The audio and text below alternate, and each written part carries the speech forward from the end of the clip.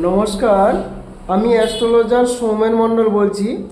যাদের দেখবেন মুখের ভাষা একেবারে খারাপ বা কথাবার্তা বলতে গেলে একেবারে লিমিট হারিয়ে ফেলে, তাদের জন্য এই টোটকাটি। যাদের দেখবেন ইনকাম ঠিকঠাক হচ্ছে না, টাকার পরিমাণ দিনকে দিন কমে যাচ্ছে, টাকাটা ধরে রাখতে পারছে না, তাদের ভাষা কিন্তু সংযত করতে হবে। অর্থাৎ আপনার মুখের ভাষা সবসময় সঠিক এবং ভাবে বলতে হবে, ভুলভাল কথা একদম বলা যাবে না। এক। দ্বিতীয় নম্বর হচ্ছে আপনার সেকেন্ড হাউসকে ঠিক করতে হবে। তার জন্য বৃহস্পতি এবং শুক্র এবং বুধ, এই তিনটে গ্রহকে আপনাকে,